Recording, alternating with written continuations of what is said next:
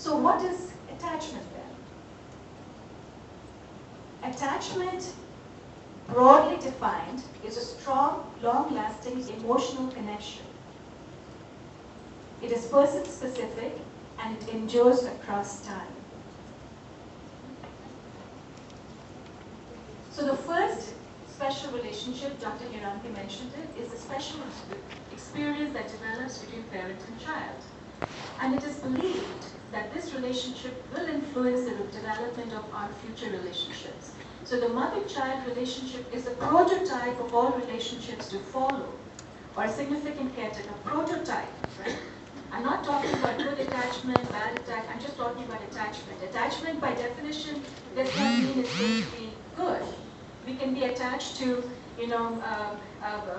abusive parent, right? We can be attached to someone who, there are women who marry the same kind of man over and over and over again, right? So attachment is defined in a variety of ways. So it doesn't mean good attachment. So why do we care about attachment? According to Freud, the relationship between the mother and child is the prototype for all future relationships. It has adaptive value for infants by ensuring that psychosocial as well as physical needs will be met. It provides a working model for how relationships work and what you can expect. Can you depend on people? Can you trust them? Next one. So let me just go back to the previous one, please. Thanks.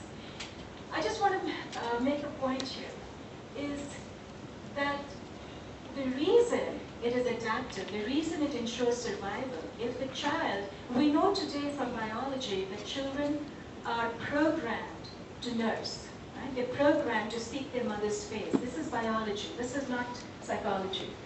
These are neuro, we're pre-programmed much more than we thought we would at one point.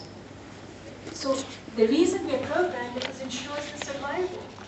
If you have, for example, if you take a guinea pig, and the guinea pig has lost its mother, and you take a baby guinea pig, and you put it next to a female cat who is nursing, she will nurse and she will basically become a mother to that guinea pig. And the guinea pig will nurse and think of that as a mother. Lorenzo talked about imprinting, right? We take the first object. We are programmed to seek that. We are programmed to seek comfort. This is a very important thing, because when that is ruptured, Freud talks about what we call a stimulus barrier. Okay, now this is a very important concept, is that every child has a protective shield. You can call it a psychological protective shield. So later on today we'll talk about ego resiliency, but when the protective shield, it serves as a function, it serves to protect the child from being overstimulated. So if that protective shield is ruptured, beyond what the child can tolerate, it has traumatic impact on the brain.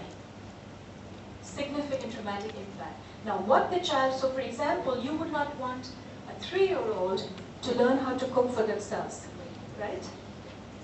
You don't want a 2-year-old being forced into doing something that they cannot. But you would expect a 15-year-old to be able to fix a meal. You would expect a 15-year-old to be able to take care of a 5-year-old. But you don't want a 5-year-old to take care of a 1-year-old, right? So there are different age-appropriate tasks. So when the shield is there, the shield continues to grow in a way that allows the child to take on more. But when the shield is ruptured too early, which is what happens when you have traumatic situations, or when you have parents that are coming, especially in institutionalized children, you're seeing a lot of that. The shield is ruptured very early, which causes a certain amount of damage internally. One of the significant damages it causes is the capacity to form attachments. That's the first prototype. So that's a significant rupture. Dr. Achal Khattat will talk about the traumatic implications. So how does attachment help us? It facilitates development of emotional regulation. The early relationship between the caregiver and baby acts as an external system for the child's internal regulation. This is a very important thing. What is emotional regulation? So early attachment allows us to regulate emotional regulation, which means not significant ups or downs. We are able to modulate our emotions.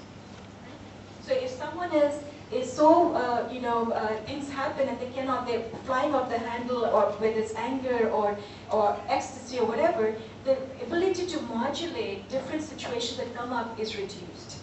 So when it comes, that's one thing. In trauma, Dr. Ajal will talk about a numbing sensation, which happens when one is traumatized. I'm not getting into that. But the attachment, good attachment, helps us to emotionally regulate, which is important in development. Many of you work with kids and see kids that cannot regulate themselves. They cut themselves up, they do all kinds of things. This is a problem with emotional regulation, right? It has to do with attachment difficulties. It also helps in social skills development, attachment.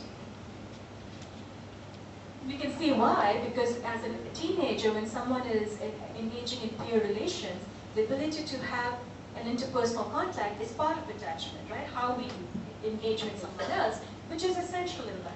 Empathy, and it functions as a resiliency factor. This is insecure attachment. We'll talk more about this in the afternoon later on, but I wanted to introduce it. Why is good attachment important? It's like an inoculation. When you have secure attachment, when the mother is able, or a significant caregiver is able to provide, and it promotes survival of course, but is able to provide a good attachment. And attachment is not just from the mother to the child, it's also from the child to the mother, right? Which means that the children, and we'll talk about a little bit later, that there are contributing factors in the child themselves that sometimes makes attachment complicated. For example, in disabled children, we've seen studies that makes it harder, in a sense. These are important things to keep in mind because it also affects how the child thinks of themselves internally, right? But it functions as a resistance. It's like an inoculation. It's like, and we get booster shots. So if you have only a one-time secure attachment over there, then you're totally deprived of it. It's a process, attachment. Next slide, please. Is attachment like a light bulb? How many of you think that attachment is like a light bulb? The switch goes on. Any hands for that? Next slide, good. It's not. Or like a person with a video camera. The latter. Attachment is a process. It's not a light bulb. It's not a one-time tea. It's not like you can say that, if you've been fed once, you should be fed for the rest of your life. No, it doesn't work like that. It's an ongoing thing. Now that doesn't mean that there is no room, next slide please, that there's no room for frustration tolerance. So early experience, and I'll come back to that point, shapes the development of a unique personality. Remember I mentioned it earlier in the session. What makes a child unique? Dr. Hiranti mentioned it. Yesterday we talked about an individual child. Everyone is an individual. How are we individuals? This is what we're learning today. And that if you're going to implement something, then you've got to understand the child as a unique being. This is where you start. How does the child attach? What is the child's attachment mechanism? That's the starting point for thinking of a unique personality. And we'll talk about what happens when that is ruptured. Because all the behaviors that come after that, which I think Dr. Bhagat will also get into, is a function of problematic attachments. Right? So it helps shape the development of a unique personality. It helps develop adaptive capacity, social skills training, right? Empathy. These are necessary for life, as well as vulnerabilities to and resistances against particular forms of future pathology. So it really protects someone against depression, anxiety, ego-resiliency. It can account for differences in cognition, IQ, right? Behavior, social skills, emotional responses, and overall personality, and it leads to the development of a working model. Now, working model was something that Wolby and I'll talk about. Dr.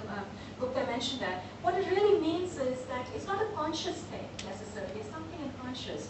But the way we develop in life with our first attachment relationships, we develop a way of thinking about the world. Can we trust the world? If I do this, will I be effective? Will someone respond to me? It basically sets the stage for a certain way of being in the world. And therefore, he called it a working model.